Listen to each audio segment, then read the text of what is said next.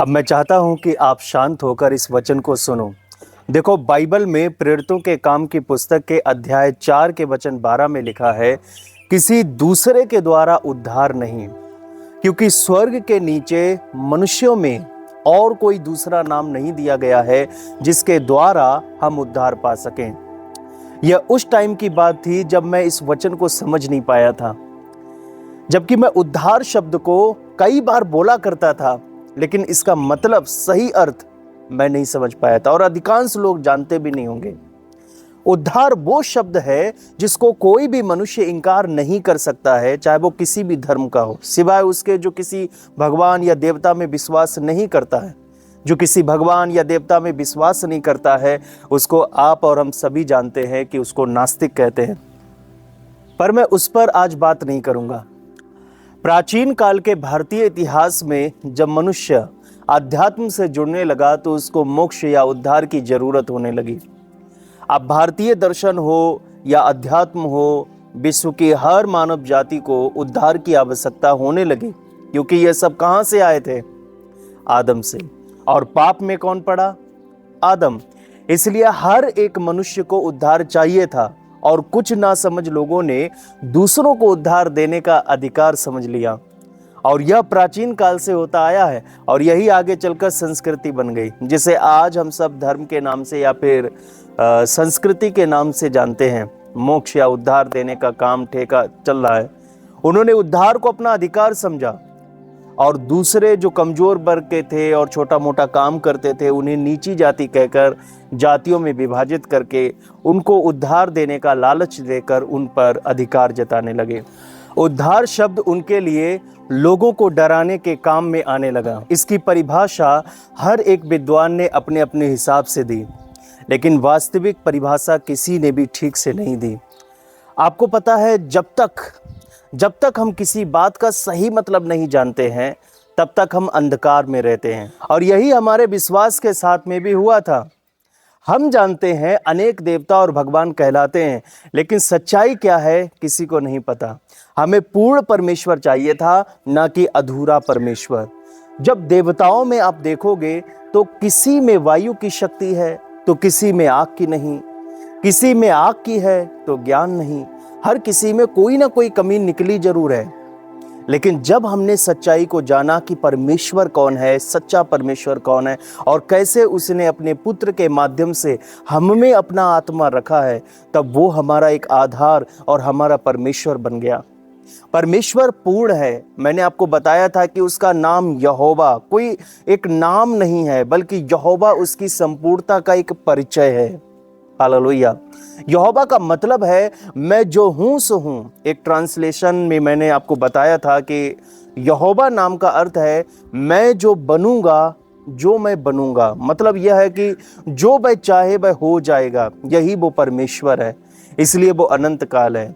एक बार पास्टर बेनी हिन ने अपनी सभा में कहा था कि परमेश्वर अनंत काल में नहीं रहता।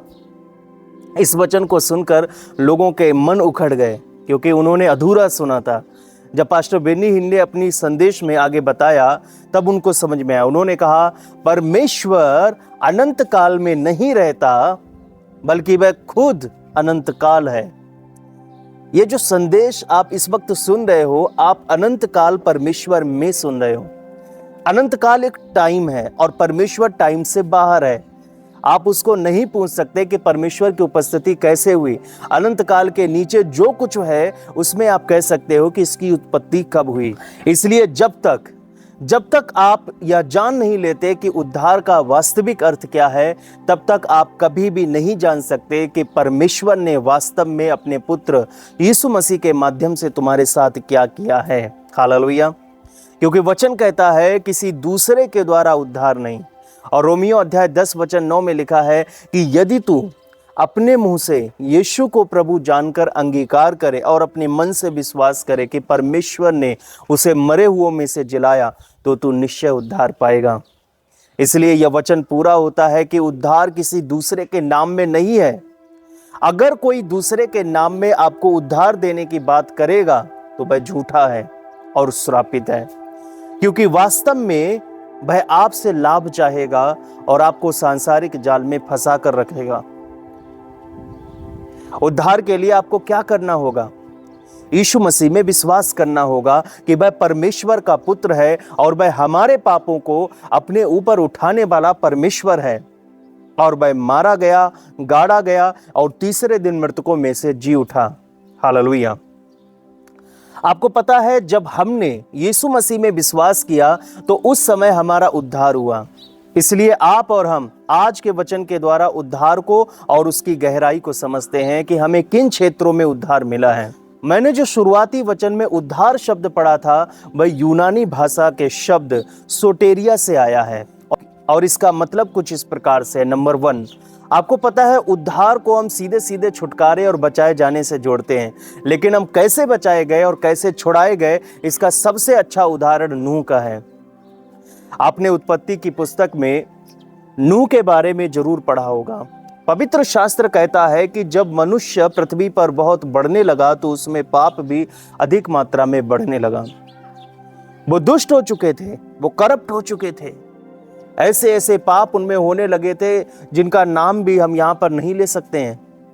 लड़का लड़के के साथ में कुकर्म कर रहा था, पुरुष पुरुष के साथ कुकर्म कर रहा था, हत्या कर रहा था, कोई रिश्ता नहीं था, कोई रिश्ता तक नहीं था, ना बाप और बेटी का और ना किसी प्रकार की मित्रता का।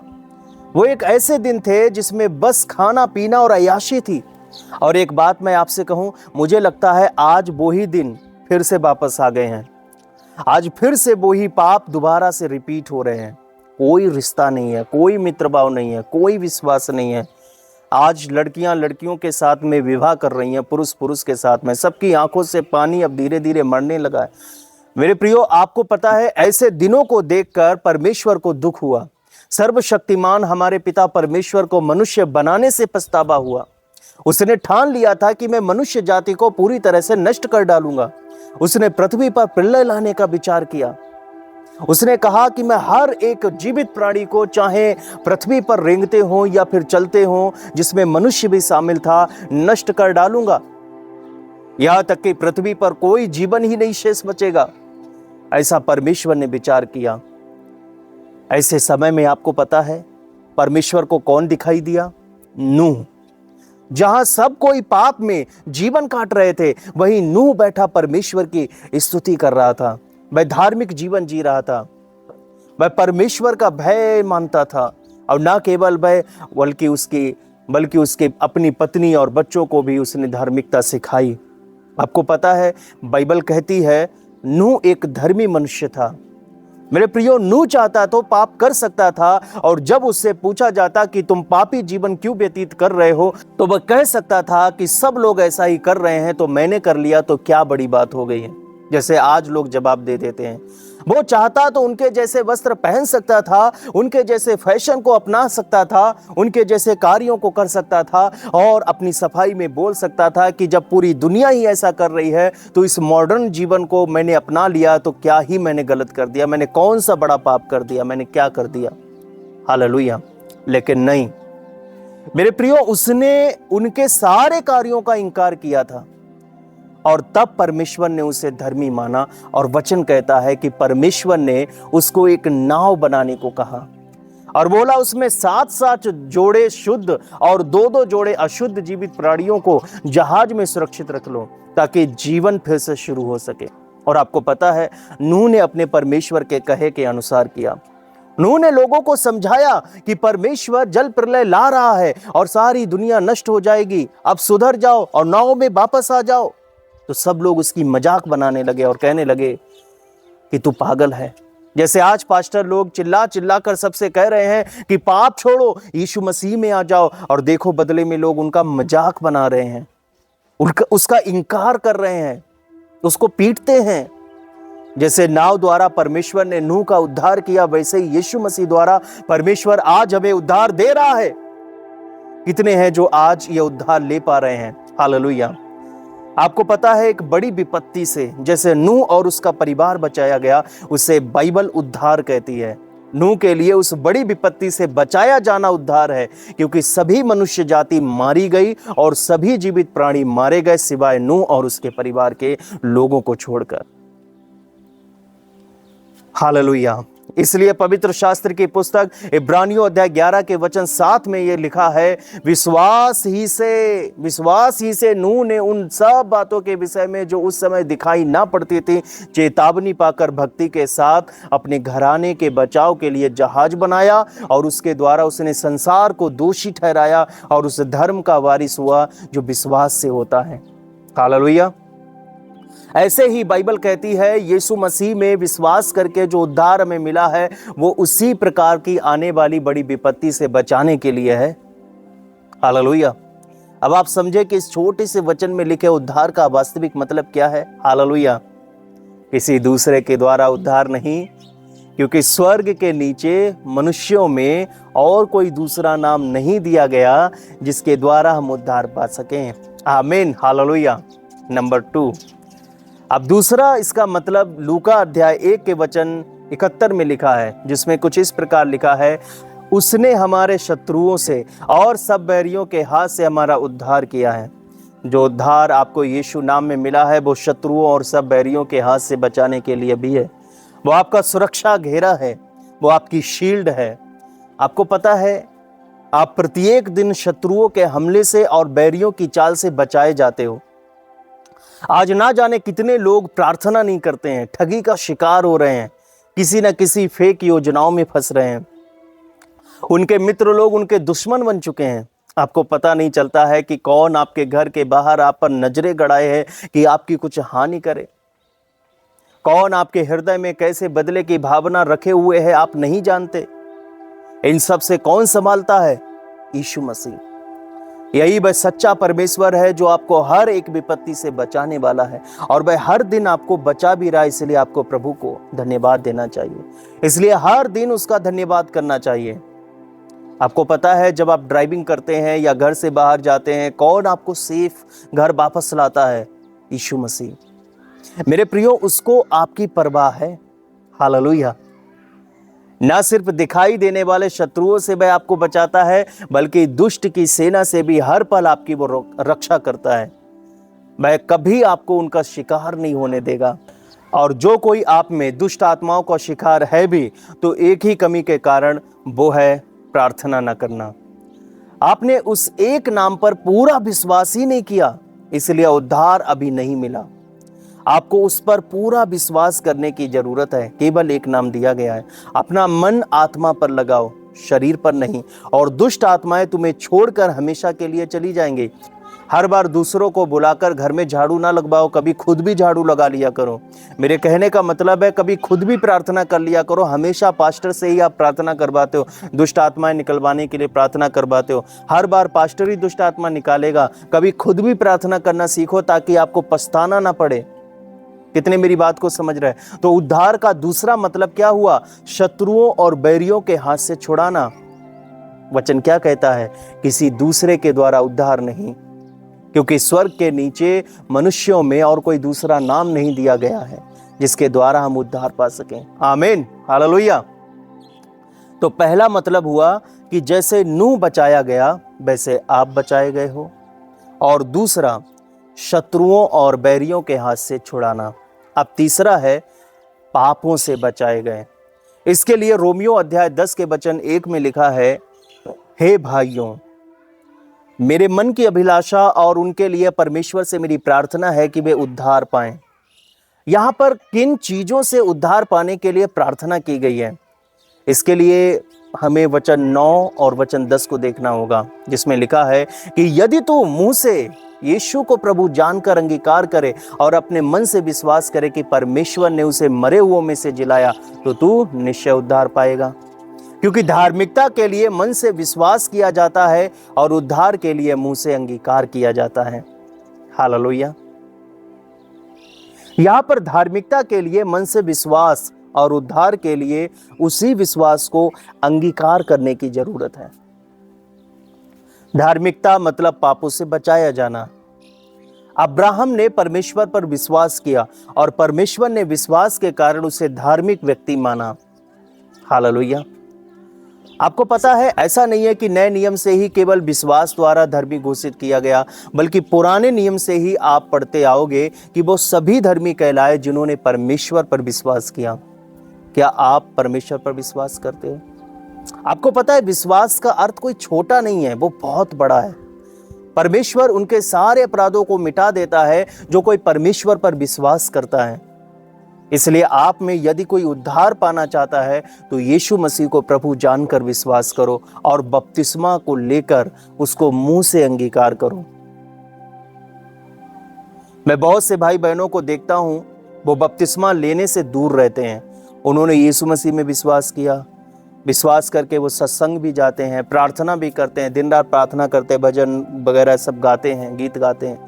लेकिन जैसे ही उनसे बपतिस्मा के बारे में कहा जाता है तो कोई ना कोई वो बहाना बना देते हैं, क्योंकि उनको किसी न किसी बात का डर होता है।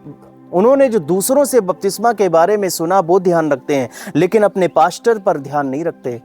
पहली बात तो आप यहीं पर कमजोर हैं, क्योंकि आपने बाहरी शिक्षा को ध्यान से सुना कि दूसरे लोग इसके विषय में क्या कहते हैं, जैसे मानो उनको बहुत नॉलेज हो। देखो, बपतिस्मा कोई धर्म परिवर्तन नहीं है, ये मन परिवर्तन है। ये एक घोषणा है कि मैंने जो मन से विश्वास किया है उसको अब मुंह से सबके सामने अंगीकार भी कर रहा हूं कि यीशु मेरा प्रभु है। हालेलुया। इसलिए परमेश्वर जो उद्धार देता है तो उसमें आपके पापों को भी क्षमा कर दिया जाता है। हालेलुया। उद्धार का तीसरा अर्थ है दासत्व से छुड़ाना। इसके लिए हम प्रेरितों अध्याय 7 वचन 25 में पढ़ते हैं, पर मैं वचन 22 से पढ़ूंगा, जिसमें लिखा है, मूसा को मिस्रियों की सारी विद्या पढ़ाई गई और वह वचन और कर्म में दोनों में सामर्थ्य था। जब वह 40 वर्ष का हुआ तो उसके मन में आया कि वह अपने इजरायली भाइयों से भेंट करे, उससे मिले जुले।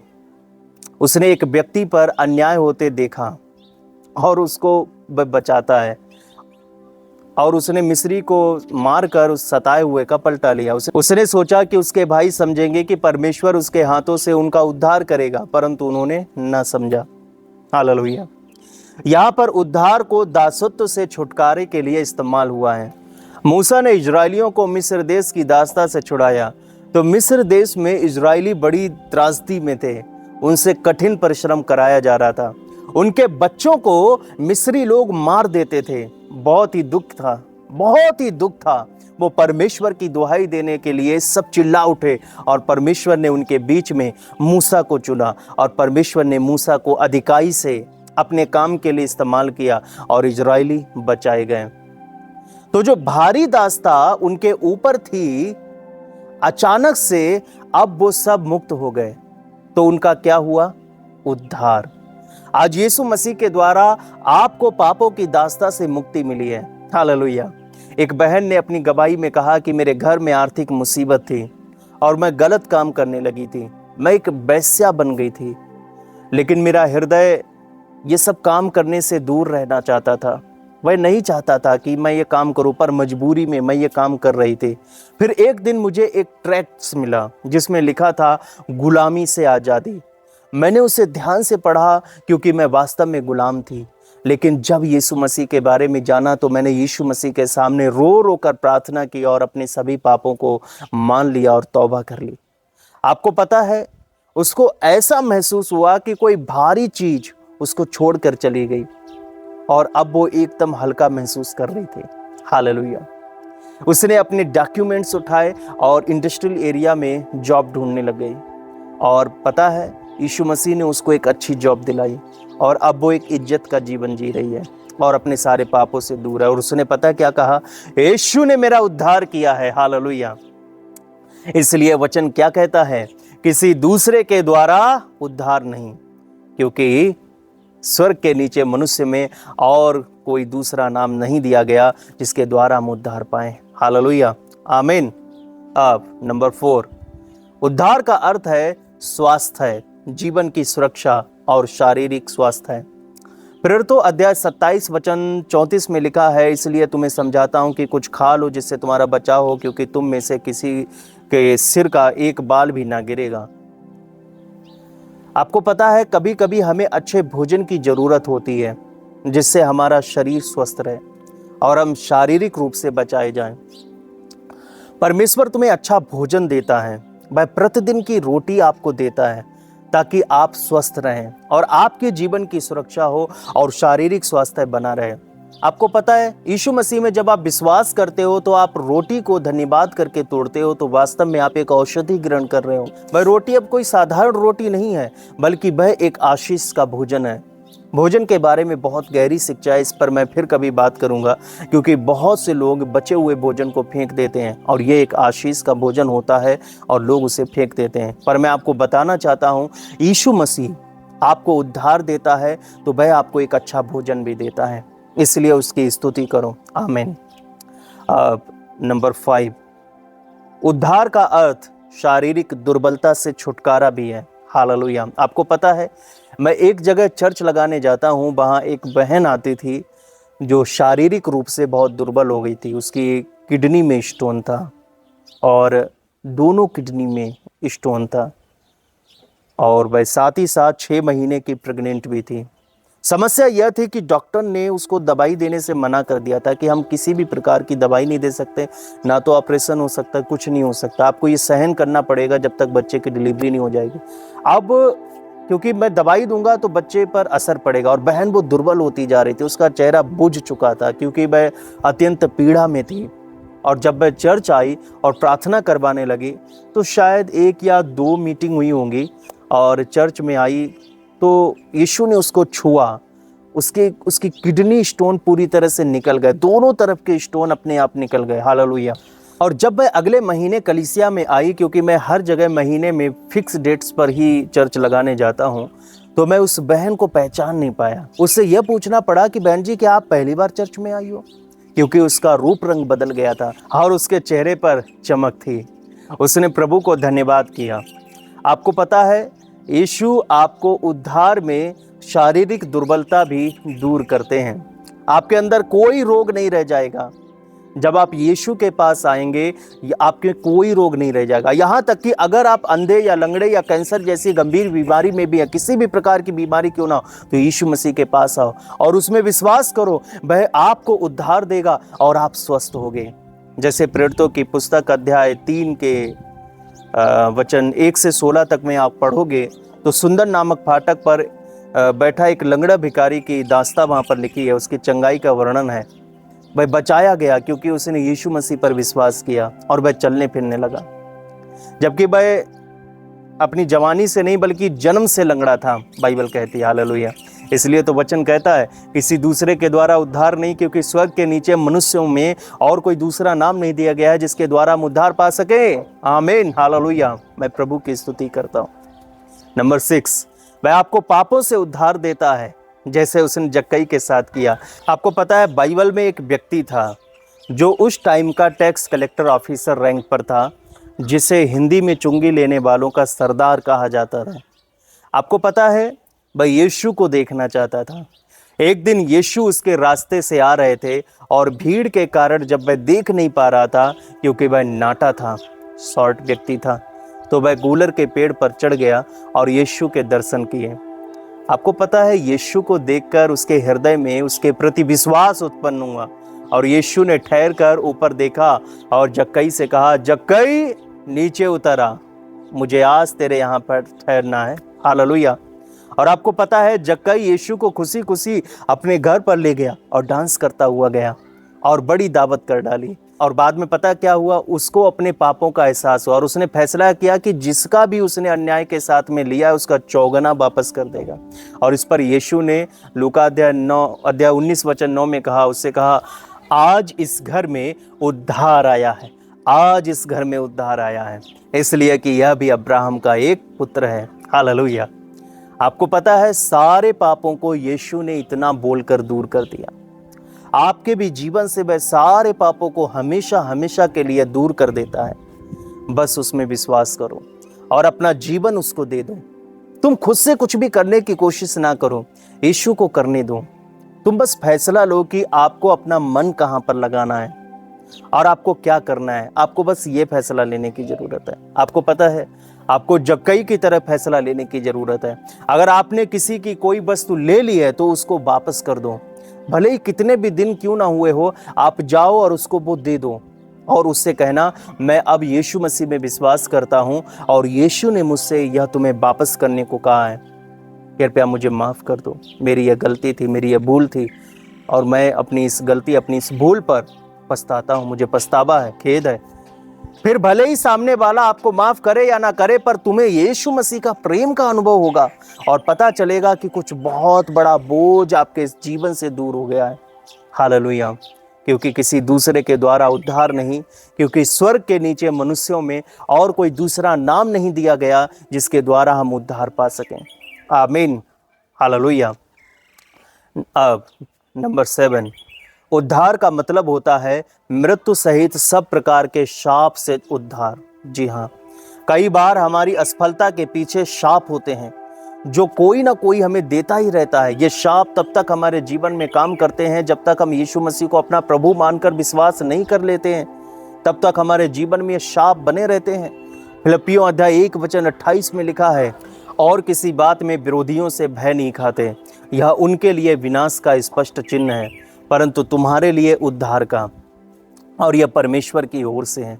आपको पता है उनका विनाश हो जाएगा जो आपको शाप देते हैं। विरोधी आपके पीछे चाहे शाप दें, चाहे जादू टोना कराएं, चाहे कोई भी षड्यंत्र क्यों ना बनाएं, उनसे किसी भी बात में आपको डरने की जरूरत नहीं है। अगर यीशु आपका आधार है तो कोई भी तंत्र और कोई भी मंत्र और कोई भी शाप तुम्हारा कुछ भी हानि नहीं करेगा, क्योंकि यीशु तुम्हारा उद्धार है। और उद्धार में सुरक्षा घेरा भी आता है जो तुम्हारे चारों ओर है। हालेलुया। और कोई भी शाप या तंत्र या मंत्र इस घेरे को पार कर ही नहीं सकता है। यह अभेद्य है। हालेलुया। कितने मेरी बात को समझ पा रहे हैं मेरे प्रियो? आज मैंने आपको उद्धार में छिपी 7 शक्तियों के बारे में शिक्षा दी है, लेकिन एक बात कहना चाहूंगा, ये शिक्षा इन 7 शक्तियों में 7 अर्थों में पूर्ण नहीं होती है, क्योंकि वास्तव में उद्धार में बहुत कुछ सम्मिलित है। मैंने आपको 7 अर्थ वे अर्थ बताए हैं जो बहुत ही इंपॉर्टेंट हैं, जिनको हम कह सकते हैं मूल है। ये आपको पता है यीशु मसीह इस शिक्षा के माध्यम से आपसे बात कर रहा है। अगर आप इन शक्तियों को अपने जीवन में पाना चाहते हो तो आज ही यीशु मसीह पर विश्वास करो और बपतिस्मा लो और तुम बचाए जाओगे। आमीन। हालेलुया। किसी दूसरे के द्वारा उद्धार नहीं, क्योंकि स्वर्ग के नीचे मनुष्यों में और कोई दूसरा नाम नहीं दिया गया है जिसके द्वारा हम उद्धार पा सकें। प्यारे पिता, हम तुझे धन्यवाद देते हैं, तूने अद्भुत रीति से आज इस शिक्षा के माध्यम से अपने बेटे बेटियों से बात की है। जो भी तूने इन्हें निर्णय लेने के लिए प्रभु परमेश्वर अगुवाई दी है, मेरे पिता इस अगुवाई को और गहराई तक लेकर जा प्रभु। ये गहराई के साथ में अगुवाई पहुँचे और प्रभु ये तेरे बेटे बेटियां इस अगुवाई का पालन कर सकें ताकि ये बचाए जाएं। हाँ पिता, इनके जीवन में उद्धार को तू जोड़ दे प्रभु। जिसका उद्धार नहीं हुआ है प्रभु, उसको उद्धार मिले पिता परमेश्वर। हाँ मेरे खुदाबंद, जिस प्रकार जक्कई बचाया गया, जिस प्रकार प्रभु उस जन्म से लंगड़े को तूने प्रभु परमेश्वर उद्धार दिया प्रभु, उसी प्रकार इनको भी आज ज़रूरत है। हो सकता है कि ये शारीरिक रूप से दुर्बल हैं प्रभु यीशु, इनकी शारीरिक दुर्बलता को दूर कर। हो सकता है प्रभु आध्यात्मिक रूप से दुर्बल हैं प्रभु, आध्यात्मिक दुर्बलता को दूर कर प्रभु यीशु। इनके उन सभी क्षेत्रों में प्रभु उद्धार लेकर आ जिसके बारे में प्रभु तूने अपने वचन में बात की है। हाँ मेरे खुदाबंद परमेश्वर, ये कभी भी उद्धार से दूर न रहने पाए। परमेश्वर के नाम की स्तुति और महिमा के लिए यीशु मसीह के नाम में मैं मांगता हूँ। आमीन और आमीन। अब ये समय परमेश्वर के राज्य के लिए बीज बोने का, और स्क्रीन पर दी गई जानकारी पर आप अपना कीमती बीज बो सकते हैं। ये बहुत ही इंपॉर्टेंट है। आपको पता है प्रभु का वचन कहता है कि दो और तुम्हें दिया जाएगा। आप जिस नाप से देते हो आपको परमेश्वर उस नाप से देता है, लेकिन मैं कहता हूँ कि परमेश्वर आपको और भी अधिक देता है, क्योंकि जिस नाप से देने का मतलब है कि आप किसी को उधार देना। लेकिन जब आप बीज बोते हो, जब यही आपका दान जब बीज बन जाता है तो बीज कभी भी अकेला फल नहीं लाता है, वो बहुत ही फल लेकर आता है। आप मेरे पीछे जो वृक्ष देख रहे हो ये अनार का है, और आपको पता है इसको बस सिंगल लगाया गया था, सिंगल बीज के साथ में लगाया गया था। और आपको पता है इसमें आज बहुत ही इसमें फल है। मैंने इसको टोटल गिना था, करीब 32 इसमें फल लगे हुए हैं और वो बड़े हो रहे हैं। और आपको पता है मजे की बात, इसके अंदर भी अब बीज बनेगा और ये ना जाने कितना फ्रूटफुल होगा। आप इन दृष्टांतों से समझा करो कि जब आपका दान बीज बन जाता है तो ये आपको बहुत ही ज़्यादा मल्टीप्लाई होकर मिलता है और प्रभु आपको बहुत आयत की आशीष देता है। इसीलिए तो प्रभु का वचन कहता है कि मैंने आज तक कभी भी किसी भी धर्मी को रोटी के लिए भीख मांगते नहीं देखा। वो कभी भी रोटी के लिए मारा नहीं फिरेगा, क्योंकि परमेश्वर उसको देता है। क्योंकि उद्धार में रोटी भी शामिल है। प्रभु आपको बहुतायत की आशीष दे। मिलते हैं जल्द। शालोम।